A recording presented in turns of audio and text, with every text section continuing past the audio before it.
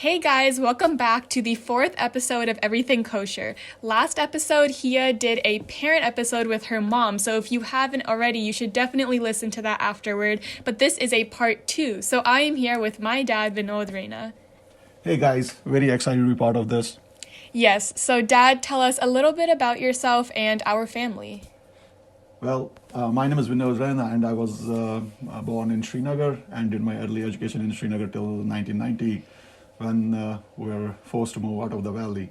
And I, along with my parents and brother, finally settled in Delhi.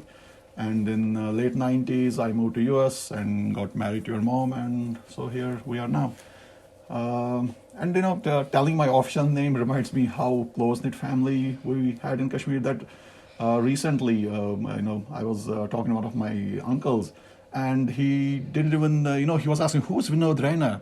And I said, "No, uncle, it's me." And he said, "Oh, that was your name?" I said, "Yeah." And it was because in Kashmir, we're such close-knit families and friends. We always use our pet names, and it just was some of the things you didn't realize. And our relatives and friends didn't even know our official names, but just our pet names, and that's such a beautiful thing.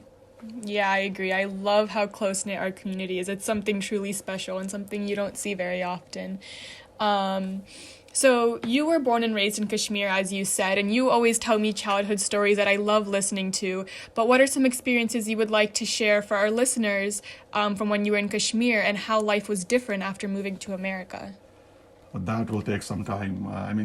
Sometimes I think like growing up in Kashmir, or for that matter, any person my age can be made in something like movie like Forrest Gump, where you can capture the most important events which happened in Kashmir Valley, right from, in my guess, early 70s till 2000 and onwards. And there are so many memories which include events, social events, political events, educational, so many of those. Well, just to start, Kashmir Valley, as I've told you so many times, it's known for its natural beauty. You see, just like Seattle, you went to Seattle, snow-capped mountains, Yeah. forests, lakes, and parks. I went to Seattle, and the first thing I came out of my head, it's just like Kashmir. And we used to live in old part of Srinagar city along the Jhelum River. And what I remember from my childhood days, Kashmir was always a slow, slow paced place. I, along with my brother, used to walk to school like 1.5 mile each way, and sometimes ride Tonga, the horse carriage. Before the advent of TV in the valley, we always used to do radio a lot. That was the mass communication medium, and read a lot of newspapers and magazines like Times of India, Reader's Digest, Illustrated Weekly of India. And to share a small secret with you, my school bag used to contain a lot of comic books, and we used to exchange regularly with other students in school. And school picnics was another event I used to enjoy thoroughly. Buses used to take to all our, all the students to remote destinations in the valley, like Gulmarg, Pahalgam, Sunmarg. So many. All of these are tourist destinations. And birthdays, used to be fun. We used to call all my friends for lunch, and all our birthdays was based on our Kashmiri calendar, not the English ones. And other thing was after coming back, from school, all the neighborhood kids would gather, and then we'll start playing, cricket, badminton. Those were usually the games we used to play. And one other most important thing was all our religious events. That left an indelible impression on me. And yeah, as you know, that's what I'm trying to pass it on to you. As we have till this, we celebrate all these functions in our home as well. We need you to carry our rich cultural traditions and language. Other our community is very politically very educated, and in Kashmir also we used to follow all the happenings in the state, in India, around the world. And we used to do that at that time until now. And I remember vividly so many important politically important things which happened when I was there, like the in 83 and 87 state elections, the change of governments, passing away of Sheikh Abdullah, assassination of Indira Gandhi, Jagmohan's tenure, a start of violent and terrorist activities in Kashmir, killing of Kashmiri Pandits, demonstrations against state administration, clashes against security forces, curfews, breakdown of state machinery and that fateful night of January 19, 1990. And I was there. My dad used to work in telecom department, and we had the phone. And that night, I so clearly remember we got phone calls from each and every part of Kashmir Valley from dad's colleagues, and they gave us like minute by minute happenings, what happened in Kashmir, and and we saw the same thing happen. And then when we started listen to those, and then all of a sudden there was, and all of a sudden the same thing happened right in our neighborhood. The crowds coming out, and I was like, we were like live witness to what happened in that fateful night. And yeah, to answer your other part of this question is, after moving to America, I just realized the social life isn't the same as you were used to in India. Honestly, I missed my friends, relatives, and all the social functions. Fortunately, through KOA, we were able to develop connection with a large number of Kashmiri families, and we now observe and participate in all Kashmiri religious cultural functions. So that has been a big plus. Yeah, like you said, there's so much, good and happiness with Kashmiri history. Like you were saying, the birthday celebrations and how beautiful the valley is. And from the pictures I've seen, it truly is beautiful. There's a reason why it's called paradise on earth. And there's also a lot of bad, like, the 1990 exodus and what a lot of people had to go through.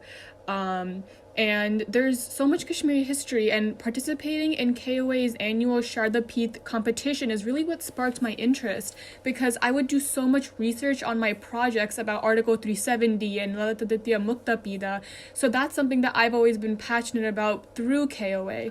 And for the listeners who don't know much about Kashmir and Kashmiri pundits but are interested in learning more, what are some books and movies that you recommend that they should check out? There are so many books available on our culture, on politics, on the political situation. But for any student of political history interested in Kashmir politics, I strongly recommend reading My Frozen Turbulence by late Governor Sri Jagmohan, and watch the movie The Kashmir Files. I mean, Kashmir Files, it's a movie, but it's really a collection of true testimonials at what Kashmiri pundits went through, and that has been, everything in this movie is true, and nobody can say that it did not happen. So I strongly recommend. This is and tells you about that 1990 space specifically, because this is such a like a tragic event in Kashmir which happened, that we the Aboriginal residents of Kashmir, and we were forced to out of the valley. Yeah. Okay, so now we are going to talk about Navratri, because as some of you may or may not know, this episode comes out on Navratri. So Papa, tell us the importance about it and what we do to celebrate. Great timing for this podcast. Yes, I mean, this is one of the most important Hindu festivals celebrated over 9 days and nights, worshipping Ma Durga. It is done in different ways in different parts of India. It's usually like by puja, fasting, singing, and dancing. I don't know if you remember, when you were really young, we used to take the temple for Kanya Pujan. It's Kanya Puja, we call in Kashmiri, which happens on the 8th or 9th day of this festival. Young girls are dressed as goddesses and worshipped, and Dashera immediately, follows this festival. Yeah, it's so interesting to know about the history, and for me personally, my favorite part about Navratri is the school's Garba, because it's not very often that you get to see your friends dressing up and expressing their Indian culture, and Garba is a great way to do that. It's an amazing way to socialize and see people dancing with their dandiyas for hours and hours, and I really do love Garba season. So now we're going to talk about Kashmiri weddings. So Papa, you had a Kashmiri wedding, so tell us more about that and what Kashmiri women and men do to prepare for the big day. What are the events, the clothing, the traditions, etc.? Well, I hope you remember the Kashmiri wedding you attended in 2017 in Jammu. Yes, I do. There was a lot of preparation and chaos that went into that wedding, but it was so fun and memorable. Well, yeah. Although the customs and rituals remain the same, but about the weddings. But in my opinion, the preparations and planning can be divided into two distinct eras. In my opinion, one before 1990, which we used to do in Kashmir, and one thereafter. But let me tell you more about the ones we used to have in Kashmir Valley. Preparations for the marriage used to start almost a year before the actual date, usually after the Gandhan, the engagement ceremony. And you might be wondering why so.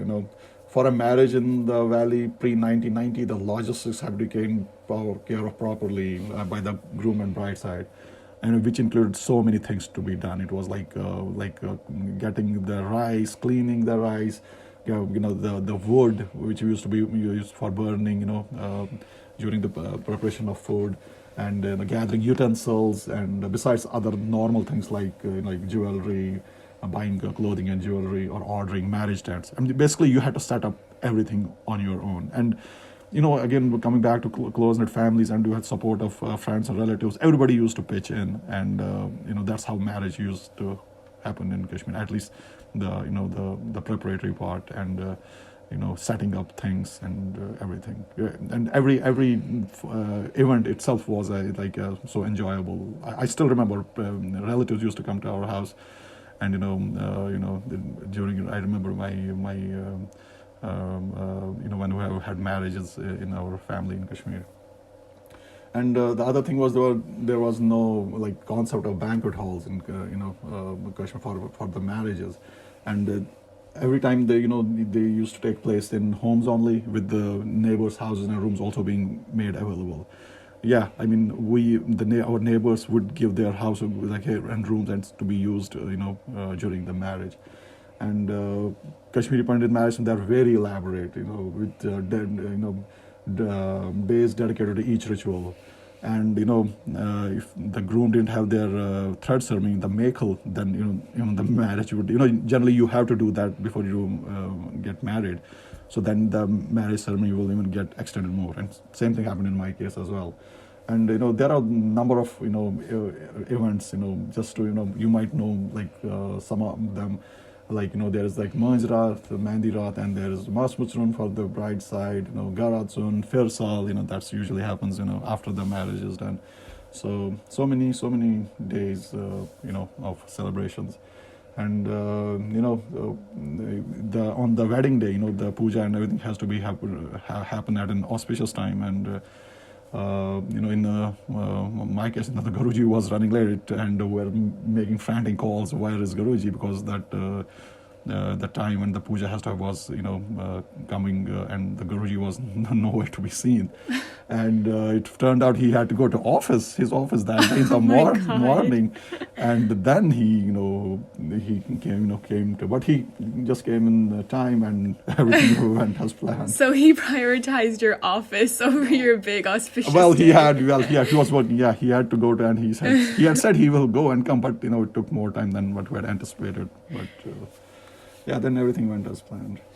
Yeah, that's amazing. Kashmiri weddings are such a unique and special part of being a Kashmiri Pandit, because of the food, the traditions, the wedding, the culture is just incredible. And I was so lucky to have seen a Kashmiri wedding myself, like you said. And it really is a great experience. Well, that is all we have for today. Thank you so much, Papa, for coming on. Do you have any final remarks you would like to say? No, I mean, just for the kids who are born and brought up in here in US. I just want to be more engaged in the community activities, get to learn about Kashmiri tradition, Kashmiri Pandit traditions, culture, history, and the politics, and be engaged and be aware. And this is very important. We depend on our kids to carry forward our rich tradition. That's what I want to convey. Well, that is all we have for you today. Thank you so much, Papa, for coming on. I got to learn so much more about growing up in Kashmir and Kashmiri weddings and Navratri, and I hope that you guys got to learn something new today as well. If you have any suggestions about topics we should cover in the future, please DM us on Instagram and let us know. Episode 5 comes out in 2 weeks, so look out for that. We have a very, very special guest, so stay tuned. You can learn more about the KP community from our social media at KOA Youth on Instagram, TikTok, and Twitter. See you then. Bye. Bye.